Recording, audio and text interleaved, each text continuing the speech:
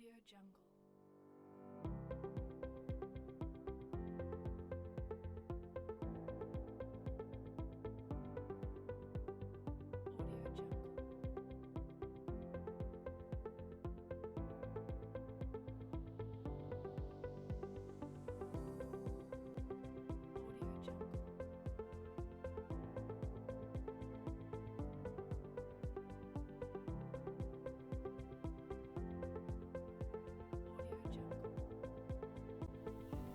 Bismillahirrahmanirrahim. Assalamualaikum warahmatullahi wabarakatuh. Alhamdulillahirabbil alamin.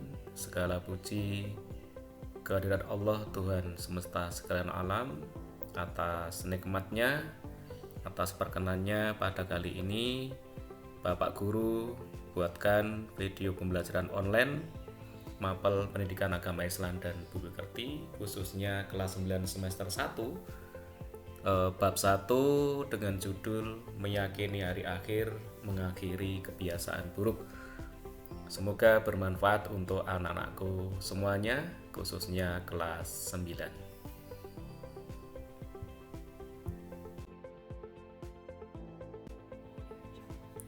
Anak-anakku yang saya banggakan, adapun materi pembelajaran kita adalah yang pertama, pengertian iman kepada hari kiamat. Yang kedua, macam-macam kiamat. Yang ketiga, kejadian yang berhubungan dengan hari kiamat. Yang keempat, hikmah iman kepada hari kiamat. Itu materi yang harus kalian kuasai. Kemudian tujuan pembelajarannya sesuai dengan materinya, berarti yang pertama kalian harus bisa menjelaskan pengertian iman kepada hari kiamat. Kemudian yang kedua, tujuan pembelajarannya adalah kalian harus bisa menyebutkan macam-macam kiamat.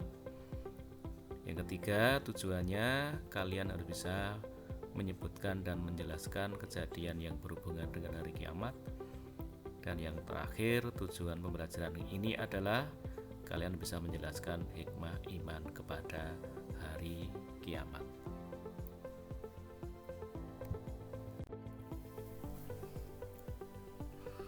Sebelum Bapak Guru lanjutkan, coba kamu ingat kembali. Kamu ingat-ingat, iman kepada hari akhir itu termasuk rukun iman yang keberapa?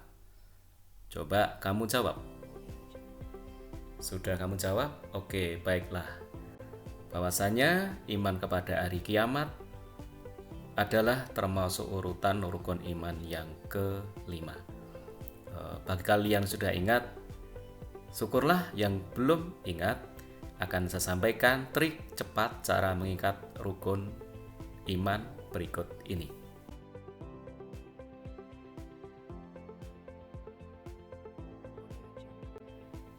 Ada trik cepat untuk mengingat urutan rukun iman. Jadi karena kalian sudah kelas 9 dan masih lupa dengan urutan rukun iman, saya harapkan mulai saat ini tidak lupa lagi. Saya berikan triknya agar selalu ingat dengan urutan rukun iman, yaitu dengan cara menghafalkan 6 huruf. Huruf apa saja? Yaitu A, M, K, R, H, T. Sekali lagi, A, M, K, R, H, T. Yang pertama huruf A, yang kedua huruf M, yang ketiga K, yang keempat R, yang kelima H, dan yang keenam T. A itu apa? A adalah Allah Subhanahu wa taala. M itu apa? M adalah malaikat Allah Subhanahu wa taala. K itu apa? Kitab-kitab Allah Subhanahu wa taala. R itu apa? Rasul-rasul Allah Subhanahu wa taala. H itu apa? Hari kiamat. Dan T itu apa? T adalah takdir atau qada dan qadar. Dan saat ini kita akan belajar rukun iman yang kelima, yaitu iman kepada hari kiamat. Baiklah anak-anakku, sekarang kita mulai belajar rukun iman yang kelima, yaitu iman kepada hari kiamat, dengan materi yang pertama, pengertian iman kepada hari kiamat. Apa pengertian iman kepada hari kiamat? Kita ingat kembali, pengertian iman secara bahasa artinya yakin atau percaya. Adapun pengertian iman kepada hari kiamat secara istilah adalah percaya dan yakin dengan sepenuh hati bahwa dunia dan isinya akan hancur. Adapun salah satu dalilnya adalah firman Allah dalam Al-Quran surat Al-Hajj ayat 7 urutan surat ke-22. Allah berfirman, A'udzubillahi minasyaitonirrajim. Bismillahirrahmanirrahim. Wa annas sa'ata atiyatul la raiba fiha wa annallaha yaf'atsu man fil qubur. Yang artinya, dan sungguh hari kiamat itu pasti datang. Tidak ada keraguan padanya, dan sungguh Allah akan membangkitkan siapapun di dalam kubur. Kita lanjutkan materi yang kedua, yaitu macam-macam kiamat. Para ulama membagi kiamat menjadi dua. Apa saja itu? Yang pertama disebut dengan kiamat sugro atau kiamat kecil. Apa pengertian kiamat sugro atau kiamat kecil? Kiamat sugro atau kiamat kecil adalah yaitu hancurnya sepiakan alam, rusaknya suatu benda, dan matinya makhluk hidup. Kita lanjutkan dengan contoh kiamat sugro. Yang pertama gempa bumi, yang kedua gunung meletus, dan yang ketiga matinya seseorang. Anak-anakku, itu tadi macam kiamat yang pertama, yaitu kiamat sugro atau kiamat kecil. Adapun macam kiamat yang kedua adalah kiamat kubro atau kiamat besar. Apa kiamat kubro atau kiamat besar itu? Kiamat kubro atau kiamat besar adalah hancurnya seluruh alam dan isinya, atau kejadian hari kiamat itu sendiri. Jadi, perbedaan antara kiamat sugro atau kiamat kecil dengan kiamat kubro atau kiamat besar adalah kalau kiamat sugro itu sebagian, kalau kiamat kubro itu adalah keseluruhannya. Anak-anakku yang saya cintai, kita lanjutkan materi kita yang ketiga, yaitu kejadian yang berhubungan dengan hari kiamat. Kejadian yang pertama adalah alam barzah atau alam kubur. Apa alam barzah itu atau alam kubur itu adalah batas antara dunia dan akhirat, di mana nanti semua manusia yang meninggal sebelum hari kiamat, maka dia akan masuk ke alam barzah. Di alam barzah nanti akan ada pertanggungjawaban dari semua amal perbuatan manusia, dan ada yang mendapatkan nikmat kubur, ada juga yang mendapatkan azab kubur. Nikmat kubur bagi orang-orang yang beramal saleh, sedangkan azab kubur bagi orang-orang yang beramal buruk. Kejadian yang berhubungan dengan hari kiamat yang kedua adalah Yaumul Ba'ats. Apa Yaumul Ba'ats itu? Yaumul Ba'ats adalah hari dibangkitkan kembali semua makhluk hidup setelah mengalami kematian atau kebinasaan akibat peristiwa kiamat. Jadi, manusia yang meninggal pertama sampai manusia yang meninggal terakhir ketika Yaumul Ba'ats ini akan dibangkitkan oleh Allah dari kematiannya, dan bangkitnya sesuai dengan amal perbuatannya masing-masing ketika hidup di dunia. Ada yang wajahnya bersinar seperti matahari, seperti bulan, seperti bintang-bintang, namun ada pula yang wajahnya seperti hewan, semisal anjing, semisal kera, semisal tikus, dan lain sebagainya sesuai dengan amal perbuatannya ketika hidup di dunia. Anak-anakku yang saya cintai, kita lanjutkan kejadian yang berhubungan dengan hari kiamat yang ketiga, yakni Yaumul Mahsyar. Apa Yaumul Mahsyar itu? Yaumul Mahsyar adalah hari di mana manusia akan dikumpulkan pada suatu tempat yang sangat luas, setelah bangkit dari alam barzah untuk menerima keputusan dari Allah sesuai dengan amal perbuatannya di dunia. Pada hari itu nanti, matahari akan diturunkan satu hasta di atas kepala, Audio Jungle. sehingga ada manusia yang tenggelam oleh keringatnya, ada yang keringatnya sampai di jidat, di mata, di hidung, di dada, dan lain sebagainya. Intinya di hari kiamat nanti yang berbicara adalah sudah amal perbuatannya di dunia. Kejadian yang berhubungan dengan hari kiamat yang keempat adalah Yaumul Hisab dan Yaumul Mizan.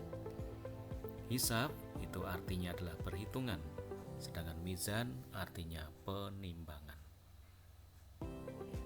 Apa pengertian Yaumul Hisab dan Yaumul Mizan? Adalah hari di mana manusia akan dihitung dan ditimbang amal perbuatannya dengan seadil-adilnya dan secermat-cermatnya.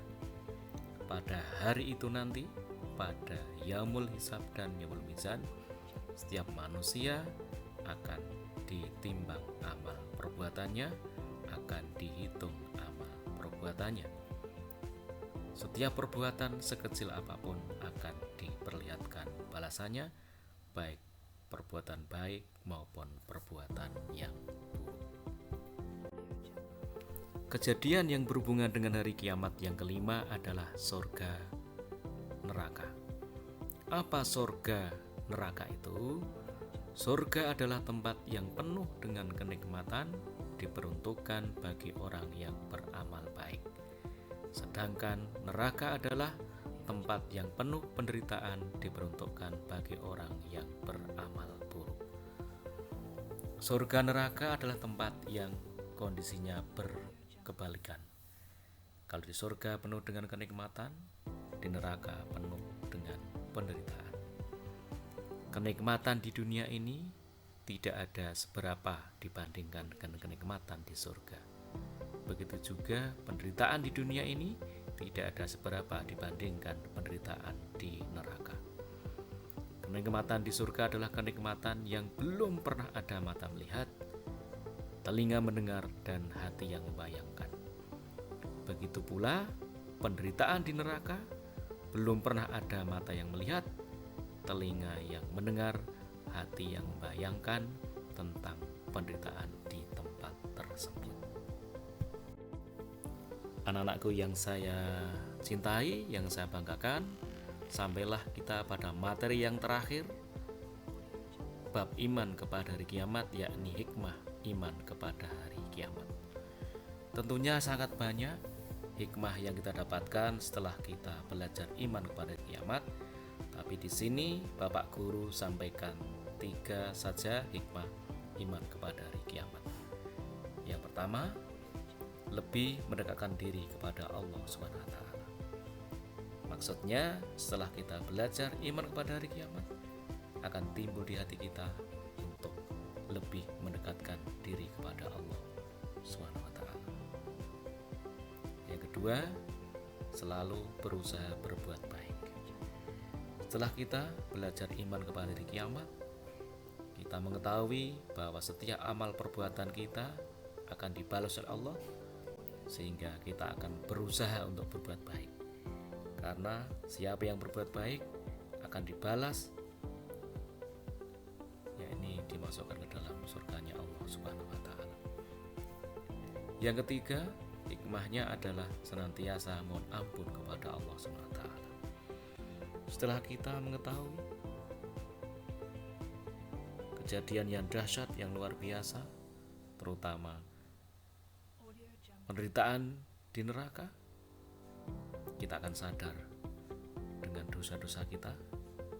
Maka hikmah bagi kita setelah belajar iman pada kiamat adalah kita senantiasa mohon ampun kepada Allah Subhanahu wa taala. Itu hikmah yang Bapak Ibu sampaikan, walaupun tentunya masih banyak lagi. Anak-anakku yang saya cintai dan saya banggakan, sampai di sini materi yang Bapak Bapak sampaikan tentang iman kepada hari kiamat. Mudah-mudahan anak-anakku bisa paham semuanya. Untuk selanjutnya, Bapak minta kalian mengerjakan soal online yang alamat linknya tertera ada di bawah video ini. Terima kasih, selamat belajar, tetap semangat dalam belajar. Sampai jumpa pada pertemuan berikutnya. Tidak lupa salam saya untuk keluarga kalian, terutama Bapak Ibu kalian. Terima kasih. Assalamualaikum warahmatullahi wabarakatuh.